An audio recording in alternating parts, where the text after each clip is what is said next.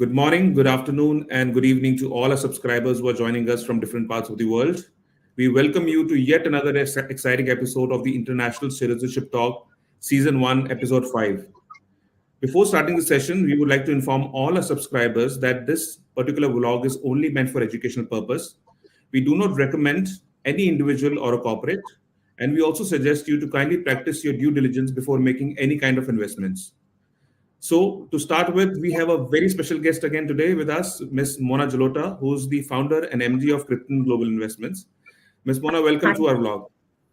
Thanks, Mayam. Thank you so much. Great.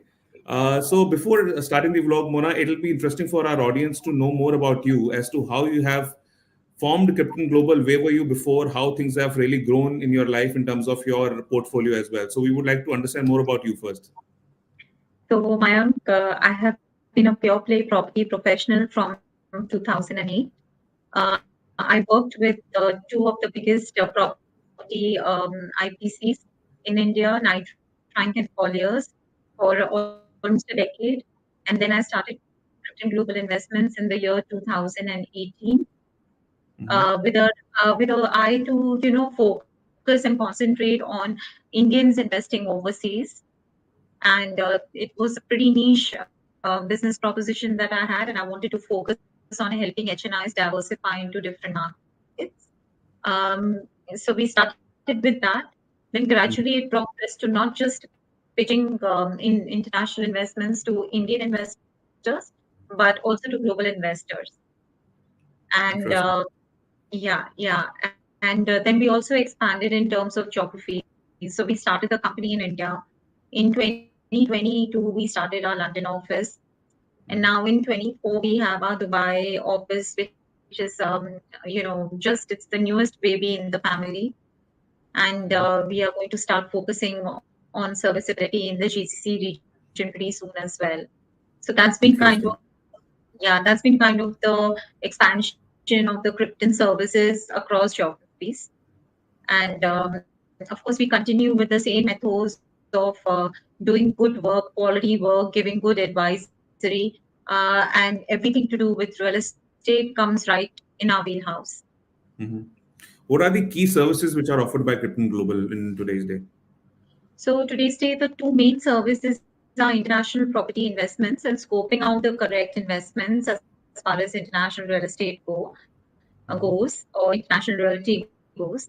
And the second is our second passport, which helps citizens become international, and all the ancillary services added with this. So whether it is tax, whether it is legal advice, tax compliance, the, just the softer nuances of handholding somebody who's giving up, who's migrating to a different country, or it's just the softer skills are also part of it. We do a lot of corporate Mhm. acquisition and dispositions as well. We also have real estate Mhm. portfolio advisory services where we help HNIs go through their portfolio and understand what is there to be maintained, what is there to be sold, how do we reach the portfolio to get a better value and a better return on investment. So we offer a multitude of services, everything focused on the international realty sector. Oh, okay. So specifically, when you talk about the international real estate, which all countries you are catering to right now, and which is the most preferred investment destinations by individuals, Indian individuals, to be specific? So earlier, of course, we cater to US, UK, Australia, Canada, parts of Eastern Europe. We have several citizenship via investment programs, and the most Mm-hmm. popular ones initially, of course, was the EB5 before it Mm-hmm. became a little affordable. Then came a full wave of Portugal being the most attractive immigration destination. Then the authorities that we kind of curtailed some of that investment. Then it went on to Georgia, it went on to Estonia, East Africa, Austria, Switzerland. Mm-hmm. All of these countries have somehow the other citizenship via investment program. So pretty much, Mm-hmm. the flavor of the season is always something which is newly launched. It has some time till the government takes action and says, no, you cannot invest in this, real estate anymore, like how we saw happening with Mona Jalota. the Portugal program. So popularity depends on what is the flavor of the season. But to a seasoned investor, somebody Mhm. who has studied the market and who is a secure and a conservative player and not very much risk taking ability, they would prefer something Mhm. like a mature program like Portugal, even though it doesn't happen via property investment, but there's a fund route in which investors can invest in. And also Mhm. that kind of gives us a lot of flexibility in terms of EB5 and what we really do want to recommend to the customers, and depends on their budget. What is the decision going to cost them in terms of inheritance tax compliance, Mhm. legal? Have they dotted all the I's and crossed all the T's? Mhm. So yeah. Mhm. Interesting. So what do you recommend? I mean, normally people do investments in real estate only because they want the option of citizenship by investment, or is it something which comes from the ROI point of view also at times? The ROI, Mayank, I'll be honest with you, the citizenship via investment programs are simply devised and specially made for that purpose to get citizenship via investment. Mm-hmm. Getting an ROI which is attractive plus getting the citizenship, it's like it's too good to be true. Mm-hmm. So even in certain cases, when you are putting money in a safe investment or a fixed bond, you may end up getting maybe 1.5 to 2% as a return, and that Mm-hmm. return will easily be adjusted in all the taxes or all the cost of transaction that would happen in a program. So I Mm-hmm. would heartily suggest that if you are getting or if you are participating in a citizenship via investment program, then keep the agenda and the goal very simple, which is to get PR and then citizenship. Don't try to Mm-hmm. combine two products and expect, because you'll end up compromising some way or the other. So the investment Absolutely. property has to be something completely different from a citizenship property. That's my two bits on it. Okay. And now, since you're already based in Dubai, so Dubai has also started the long-term visas, which is for 10 years. So are Yeah. you also catering to this particular market at the same time? Yeah. So of course, our initial interest in UAE is definitely to market our international products, which is our London homes, our Australia homes, our Canada homes. As you know, Dubai is also a very transient city. It does not offer citizenship. So many of the people who've been for 20 years, 30 years, or whose children have grown up in Dubai and now are heading off to universities and all, they would prefer to have at least Mm-hmm. one base in the UK or in Europe or in US. And we need to keep that, True. in mind in a country like Dubai, where nationalities from all over the world are coming and understanding their options across the board. So yeah. Mhm. And specifically, when it comes to working with real estate developers, can you name a few developers who are you are working currently with in terms of Middle East as well as other parts of the world, the famous ones? So in India, we work with Loda, we work with Prestige, we work with Oberoi, we work with a lot of Indian developers. In Dubai, Mm-hmm. we work with again the usual suspects, the Damacs, the Danubes, the Emaars. We work healthily in a lot of resale markets as well. In Mm-hmm. we work with the Barrett's London, we work with Barclay Homes, we work with Regal Homes. So we are pretty much Mm-hmm. connected with the developer fraternity across these three jurisdictions. Mm-hmm. Interesting, interesting. So specifically, say for example, I'm an investor and I'm looking for an option and somebody to handhold me to do the investments. Why Krypton Global? Okay, we are extremely experienced. I have personally held on to the thought leadership space in international properties. We have a great team. Everybody's geared up for performance, and they have me as a mentor. I'm pretty much just playing the role of making sure that everything that we offer to our customers is compliant, and the investors keep coming back to us Mm-hmm. because they've had a good time with whatever suggestions we've given.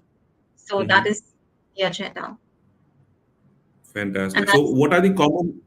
Yeah, I please. feel that global is a unique proposition because my people always tend to go on flavor of the seasons, flavor of the season. Sometimes they are promoting this, sometimes they are promoting that.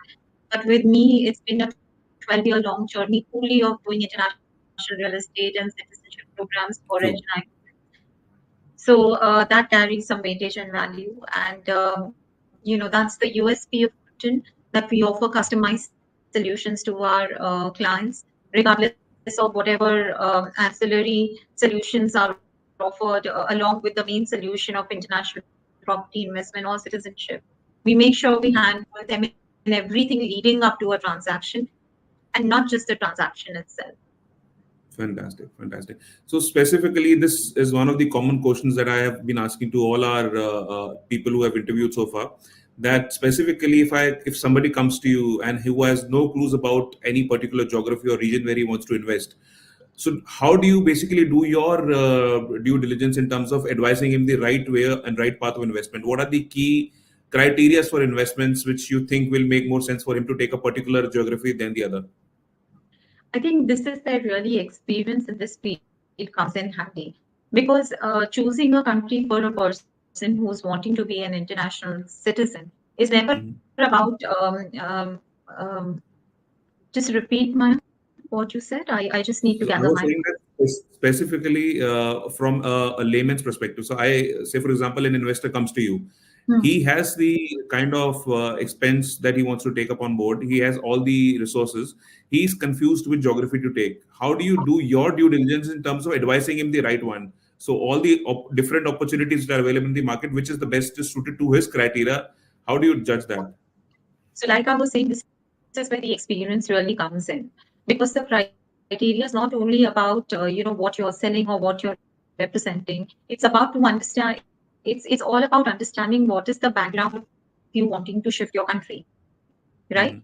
You come to me not knowing where you want to go. Then, as a professional, it is my job to understand what your family situation is like, what your career situation is like. Are you a businessman? Are you a job holder?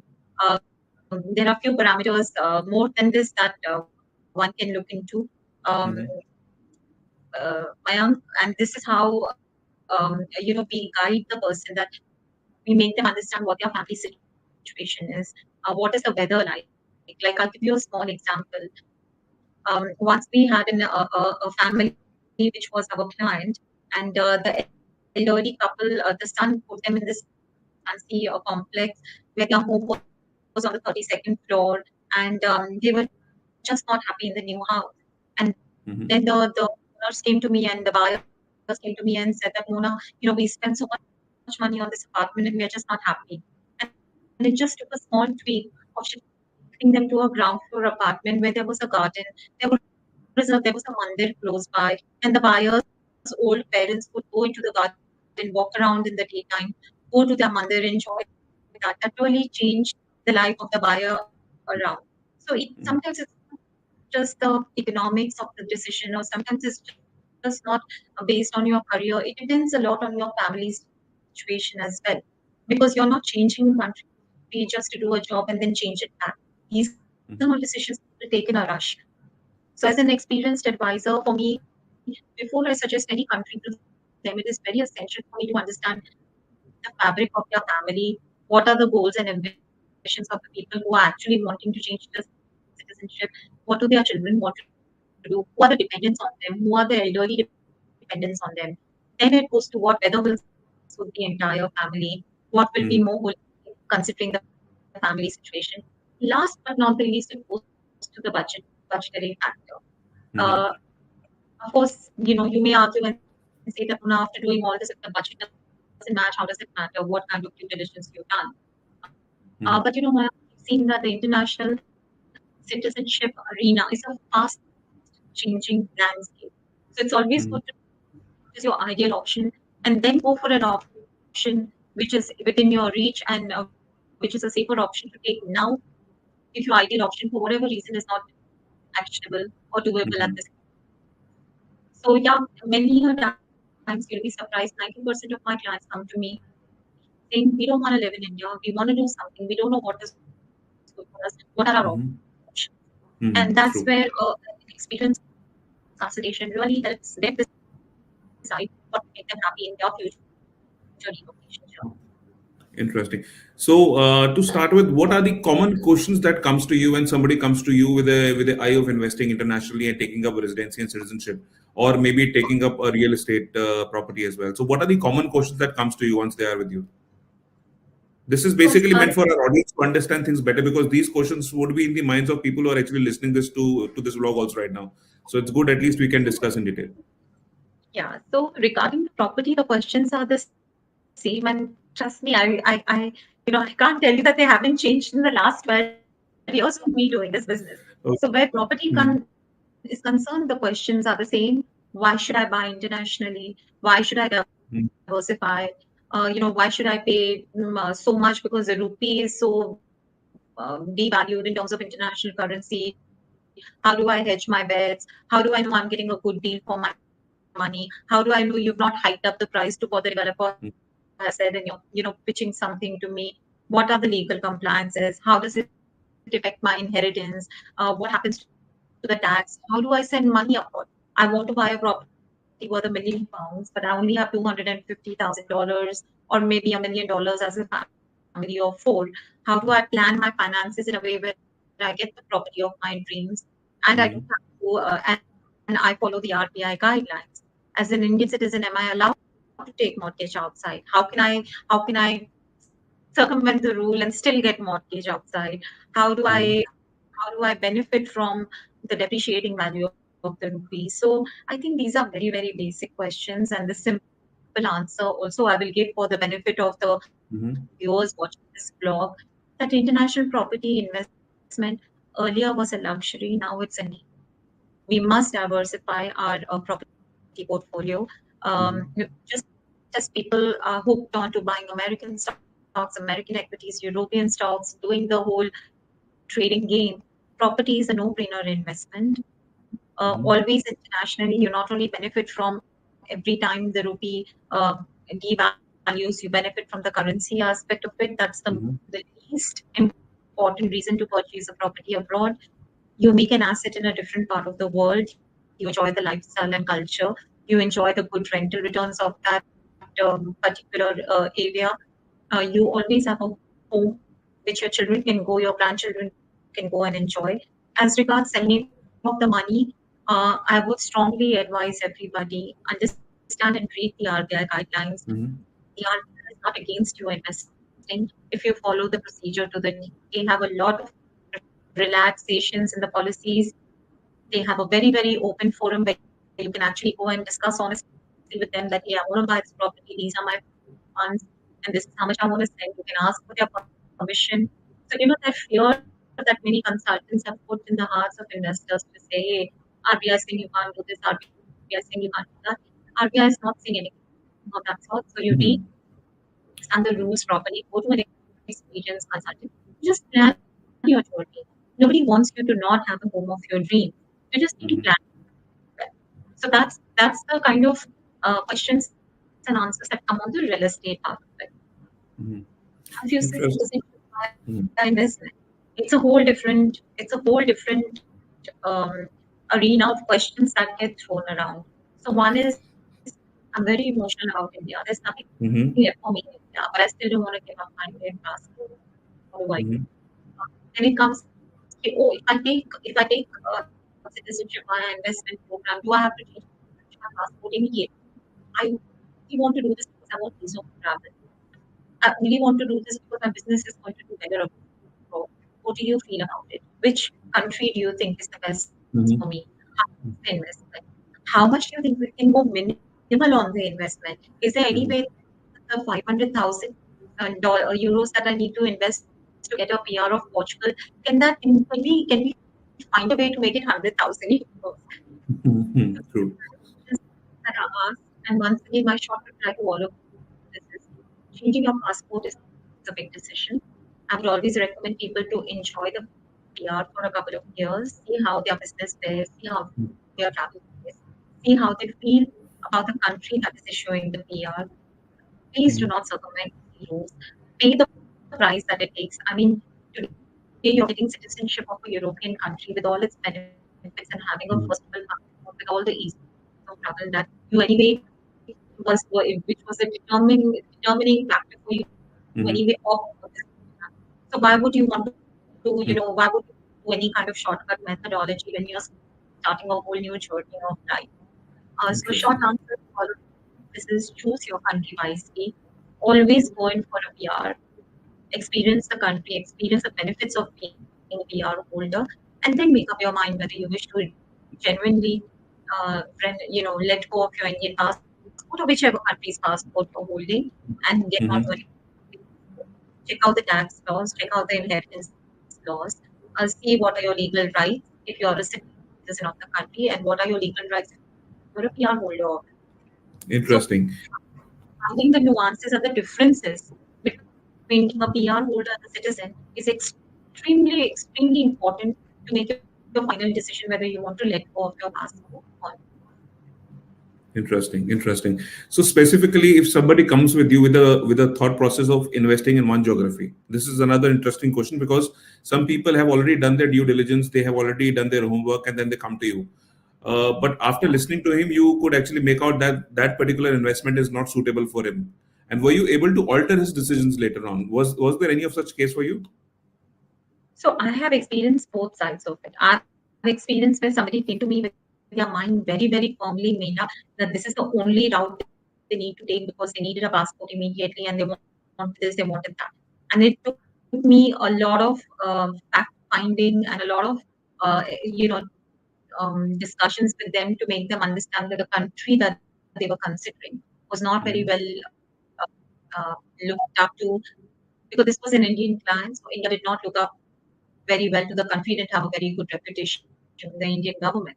And it took me Mhm. some time to convince them that their extended family is still in India. And if they want a passport, there are safer, better countries which they can apply to and not make up their mind in a rush because they really didn't have anything going against them. It was a business decision. And business decisions can never be made at Mhm. the cost of the safety and reputation of the family. So I think that was the thing that got across to them, and then they ended up changing their mind and doing things the right way. In another instance, I had somebody who was very keen. It was to do with property. They were very keen. It was a want to buy, not a need to buy. So to discuss whatever I told them about the markets being Okay. unstable and about how they could do their real estate investment in a more mature and stable geography, that is what they wanted. And they said, we are willing to risk up to 30% of our investment because we want to take a punt on that market. Now, when the client comes with that kind of a mindset, a good advisor like me will Mhm. always encourage them because if they have evaluated their risk without me having to outline their risk to them, and they have made peace with losing up to even 30% of their capital, then all I can be is a supportive partner and try to mitigate their exposure as much as I can. You know, True, true, true, true. Okay, now the last part of it. What are the basic checklist that you basically would like to the audience know about? I mean, using or practicing their due diligence before making any kind of investments. What procedure they should follow, or what checklist they should follow before doing any investments? see, I think right now, the audience is so mature and so intelligent. You have Google, which gives you information on almost everything. So what I can do is I can highlight a few headlines that perhaps they need to research on their own, and then take a second opinion from an expert. Like number one headline should be the country, economy of the country, the social Mhm. standing and the social infrastructure of the particular country. What is their law enforcement Mhm. like? What is their medical aid like? What is their cultural habitat like? Are they open to having people of different nationalities living together? What is the social infrastructure of the country? Very, very important. What is the real Mhm. estate Mhm. market? How has it performed in the last 5 years? Is it an end user market or an investor friendly market? What are the kind of taxation and legal rules that apply to international investors and not the local investors? Mhm. What is your objective option to ask for help. If suppose you're stuck in an investment, the builder has reneged, where can you go? What are your options? And how supportive is the country's legal infrastructure to help international investors um, safeguard their investment in that particular country? So I think these are a few broad headlines that people should understand. Climate plays a very important role. Medical infrastructure, I cannot stress enough how important is medical infrastructure in any country that you wish to even invest in or even rehabilitate yourself. How important is that? Mhm. Again, the legal infrastructure, how much does it protect your rights? Whether even if you're not a citizen, Mhm. what kind of rights do you have in that country? Because if you have zero rights as an international investor, then you need to think that what is my recourse? If tomorrow things don't go my way, what am I going to get out? Who's going to help me? Mhm. So I think these are a few Exactly. questions that one needs to consider. Interesting. So the last part of this session is that there is one interesting notion which I have seen over the years, that whosoever was even is looking for a working visa, they think that residency and citizenship investment is one part of it. So can you give more clarity to people who are watching it? Because that's a very, very, very common question that we have been facing for a long, long time now. I don't think jobs and residency via investment has anything to do with each other. See, the whole basic premise of residency via investment is investment means you're wealthy enough to park a minimum of $250,000 to maximum of $1 million in a different country. There are certain Hmm. doing the laying out the red carpet for the job market for you. This is usually for Hmm. businessmen who want to, or entrepreneurs, or people who want a more holistic infrastructure to make their ambitions come true, and not job seekers. Job seekers have so many different programs. They have equal amount of options in Europe, in US, in Australia, in Canada, which have nothing to do with investment. So I would very much recommend that job seekers look at look at the job route of getting into a country and not residency via investment. Because trust True. me, the corpus that they would need in a new country if they were doing a job, they rather hold that corpus and use it wisely in the next 2 to 3 years in a new country till they establish themselves, rather than park it in a residency via investment program and then get Hmm. disappointed because there's no red carpet laid out for people for jobs, no matter what you do, what you invest in, no matter what you invest in. So be cautious. Interesting. Yes, true. Thank you so much, Ms. Jalota. It was lovely having you with us. This was one of the best sessions that we had. In fact, we have answered a lot of questions which are pretty common among people who are watching this particular vlog. We always recommend, again, I'm saying this, kindly use and practice your due diligence before making any kind of investment decisions. It is your hard-earned money. You should practice it very, very rigorously. And please do not forget to subscribe and like this channel, and also press the bell icon for more such interesting videos. Thank you, Ms. Jalota. Thank you so much. Bye bye. Bye bye.